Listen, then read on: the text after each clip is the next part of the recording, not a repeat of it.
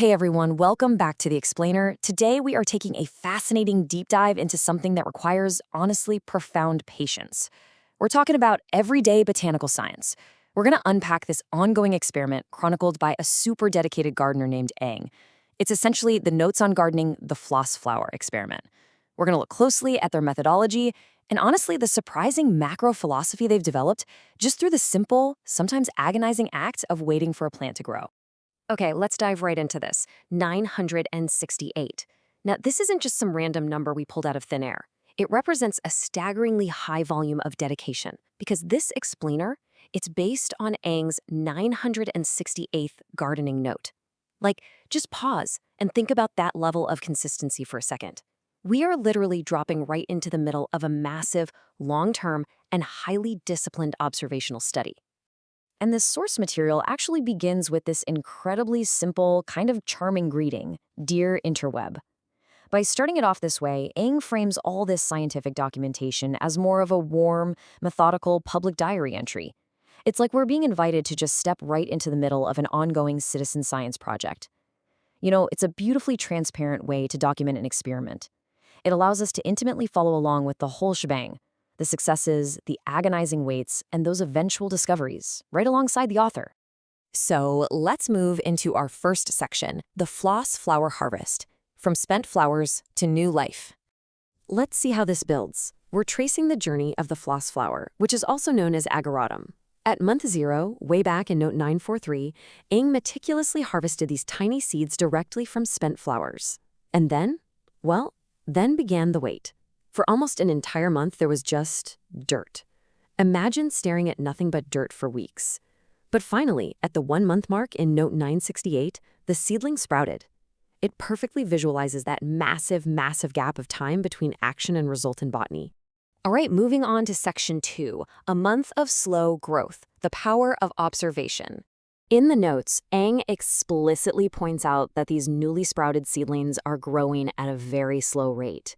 And honestly, this gives us a great moment to just reflect on the pensive, deliberate pacing of nature. Unlike the instant gratification we're so used to these days, evaluating a garden demands that you adapt to the plant's timeline, not yours. Even after an entire month of waiting just to see those little sprouts, the development continues to crawl at an absolute microscopic pace. But right here, we see this fascinating contrast. On one hand, yes, we have a frustratingly slow growth rate that requires just immense patience. But on the other hand, Ang notes a huge breakthrough, the distinct shape of the leaves. Despite being so tiny, that specific leaf shape acts as a crucial, undeniable indicator. It provides immediate visual verification that these are, without a doubt, the floss flower seedlings they've been waiting for. It's like that thrilling moment in an experiment where the data finally absolutely confirms the hypothesis. Which brings us to section 3, evaluating the microclimates, testing the variables. So the crucial point here is exactly how Ang defines this next phase. The floss flower is described as a tender perennial. But if we look through the lens of Ang's rigorous methodology, that's not just some botanical classification. It's actually a commitment. Ang states they're going to keep this plant around for further evaluation until it can complete its life cycle.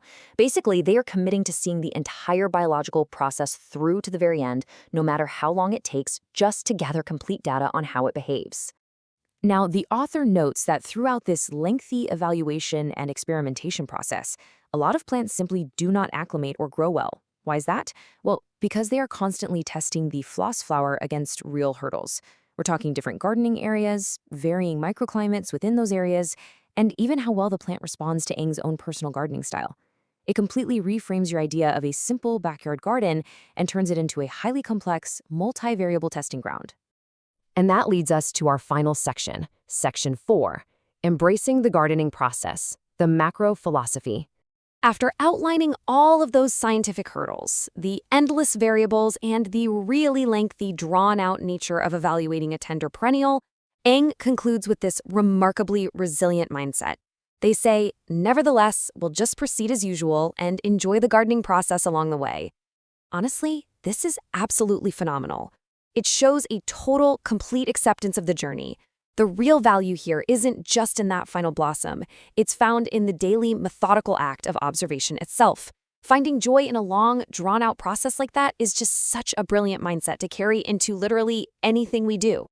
So, what does this all mean for us? Here's a question I really want to leave you with today. We've seen how Eng applies this rigorous patience to the slow moving world of botany, but I want you to think about your own life. In your own lengthy evaluations, whether that's some massive long term project at work, maybe you're learning a new skill, or even building a relationship. Are you remembering to enjoy the process? Let the Floss Flower experiment remind you that sometimes that slow, methodical journey is exactly where the joy is meant to be found.